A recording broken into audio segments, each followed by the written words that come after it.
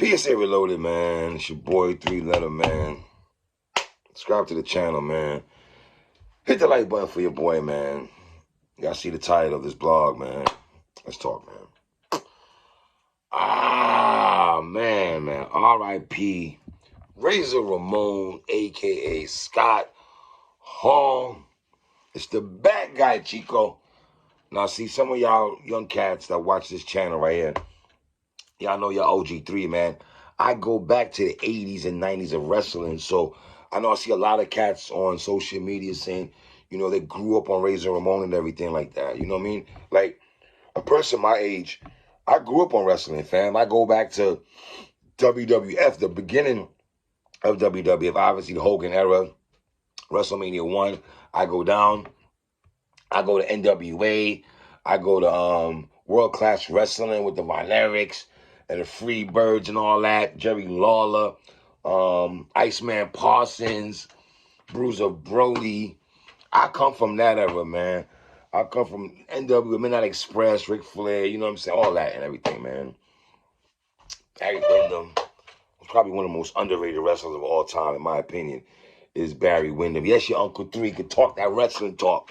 You feel me? I still think the greatest wrestling match I've ever seen was WrestleMania 3 was Ricky Steamboat versus the Macho Man. That's probably that's still top 3 best wrestling match. Like, fam, we know in WrestleMania 3, Hogan, it was all about Hulk Hogan and Andre the Giant, but Ricky Steamboat and Macho Man stole the show. And you know what's funny though, sidebar, man? If you're a wrestling head, I like watching a lot of the shoots, right? And there's some people that don't know what a shoot is. For the people that don't know, y'all, you know, obviously you go to YouTube and hear shoots. It could be somebody talking about somebody in a good way or a bad way. A shoot is not always bad, you know what I mean? But you get to hear wrestlers from the 80s and 90s, even now, you know, talk about stuff that happened in the locker room. Like, you know, you hear stories about the British Bulldogs beating people up in the locker room and doing all kind of wild-ish, beating up on the Russo brothers and stuff like that, man. But, man, I go back to AWA, man, with Scott Hall and Kurt Hennig, Nick Bockwinkel, Larry Sabisco, Shawn Michaels and Marty Jannetty. They was there early. Buddy Rose. I come from that. Sherry Martel, who y'all know is sensational Sherry. She was over there. Like, I come from that pedigree of watching wrestling, fam. Like, Saturday night's main event. Like, fam, as a shorty, if you miss Saturday night's main event and you go outside Sunday morning to the playground and you didn't watch it, you feel like a sucker, dog. You know, like, all the fellas talking about Saturday night's main event in the playground and you can't join the conversation because you're 10 years old, you traumatized. You fell asleep at 10:30. Saturday night's main event come on at 11:30. It's like, fam. So I come from that era, man. Besides Ric Flair, man, who was the coolest heel? Like, the coolest bad guy of all time. You gotta throw Razor Ramon in that box. Or maybe Mount Rushmore's if you want to go in that bag. It has to be Ric Flair and Scott Hall, in my opinion, man. And besides Hulk Hogan, because Hulk Hogan, to me, he got cooler when he joined NWO. Let's be real, man.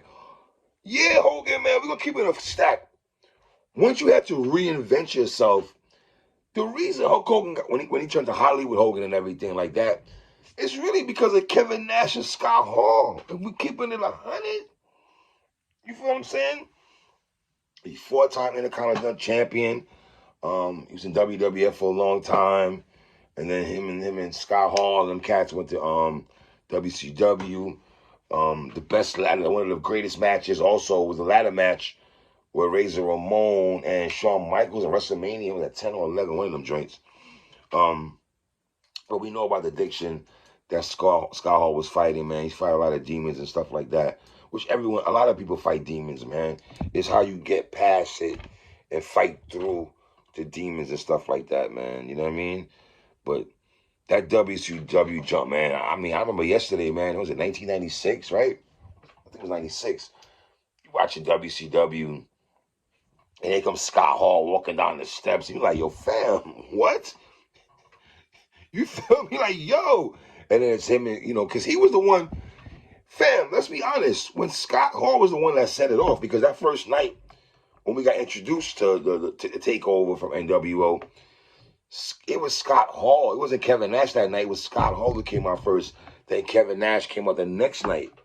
So it was Scott Hall. Like, everything started with him. And once he came there that night to WCW, he set up everything. It sets up everything. He got the ball moving and everything, right? He's also the one that set off really the birth of NWO was him. You feel me? But yeah, man, R.I.P. to Razor Ramon, man. You know what I'm saying? It sucks when wrestlers die, B. When Owen Hart died, Roddy Piper died, Macho Man, JYD, Roddy Piper, you know what I mean? Dusty Rhodes. You know, Macho Man is my favorite wrestler of all time. You see what I'm saying? In terms of wrestling, Macho Man. I told you I like Barry Windham. I was a Barry Windham dude. That Four Horsemen with Barry Windham, yeah, Ole, Arn, Tully, Ric Flair, and them was cool.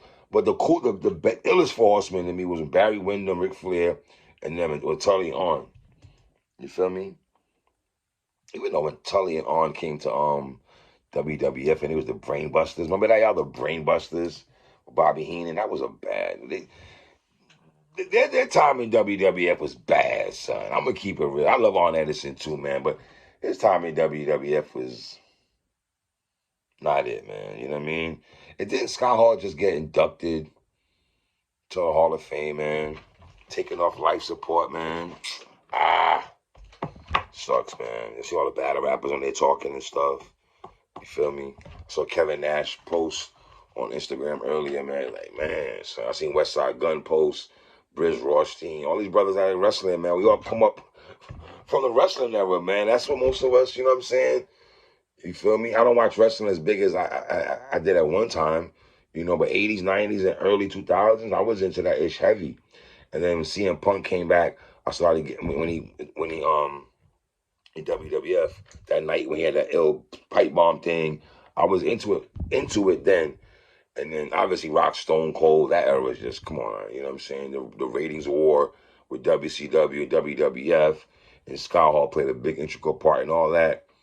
You feel what I'm saying? So it's like, pretty sure Shawn Michaels feeling that, Triple H is feeling that, you know, X-Pac.